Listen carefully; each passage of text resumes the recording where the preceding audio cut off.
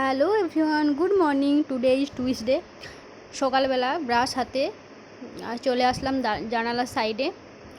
বাইরে সুন্দর দৃশ্য উপভোগ করতে করতে ব্রাশটা করে নিলাম।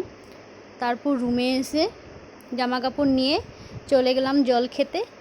সকালবেলা খালি পেটে জল খাওয়া শরীরের পক্ষে খুবই উপকার। তারপর নোংরা জামা কাপড়গুলো বেছে নিলাম, নিরমাতে ভিজিয়ে দিলাম। ভাবলাম আজকে আর ওয়াশিং মেশিনে কাচবো না, হাতেই কেচে নেব, বেশি তো নেই। তাই সেই মতো স্নান করতে চলে এলাম।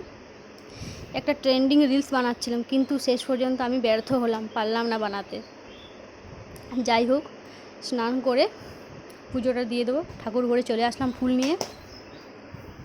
এই যে আমার ঠাকুরের সিংহাসনটা।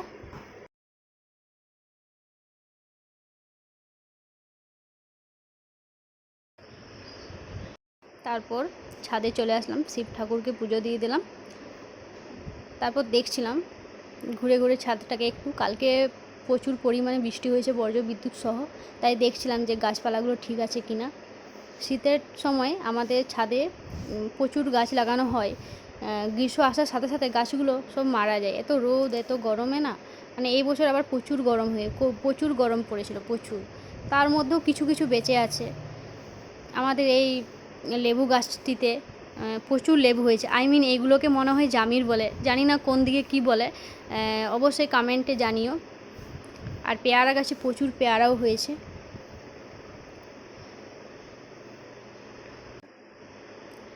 মাঝে মাঝে এই পেয়ারাগুলো খেতে আবার হনুমানও চলে আসে। আবার বিভিন্ন রকম পাখি, তোতা পাখি, টিয়া পাখি, আবার বিভিন্ন পাখি চলে আসে খেতে।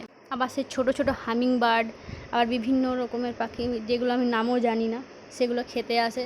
সকালবেলা যখন ছাদে উঠে আসি, তখন এমনিতেই মনটা খুব ভালো হয়ে যায়। এত পাখি দেখি না। আবার আমাদের অনেক পায়রা আসে, আবার কাক আসে। সামনেই একটা গামলা রাখা আছে, ওখানে আবার জল খায়। এত সুন্দর লাগে দেখতে। কোনো সময় যদি সুযোগ হয় ভিডিও বানিয়ে অবশ্যই আমি আপলোড করব। আর দুটো আনারস গাছও লাগানো হয়েছে। আর এই দিকে এই পেয়ারাগুলোকে বলদা খেয়ে একেবারে শেষ করে দিয়েছে। এদের কিছুই নেই, ভেতরে শুধু ফাঁপা। আর এইদিকে এত লেবু হয়েছে না, এগুলো হাত দিয়ে দিয়ে দেখতে এত মজা লাগে। আর এই যে এটা আমাদের ওয়াইফাই, কিছুদিন আগেই লাগানো হয়েছে। আর এটা ফুল না ফলের, মানে ঝুড়ি নাকি ফলের ফুল নাকি, এটা কী বলবো কোনো খুঁজে পাচ্ছি না। তারপর নিচে এসে একটু খেয়ে নিলাম আনারস দিয়ে। সবজি কাটতে বসে পড়লাম। সবজি কাটাও হয়ে গেছে। আজকে আমাদের সিম্পল রান্না হবে, সিম্পল মেনু: শাক, আলু করলা এবং আলু সয়াবিন ডিমের কারি। সেই মতো আমি সব রেডি করে নিয়েছি, হয়েও গেছে। একটু ক্লিপ দিয়ে দিয়েছি। এই যে খেতে বসে পড়েছি দুপুরবেলা। তারপর গ্রোসারি জিনিসগুলো সব গোছাচ্ছিলাম। যদি আমার ভিডিও ভালো লাগে তাহলে সাবস্ক্রাইব করে দিও।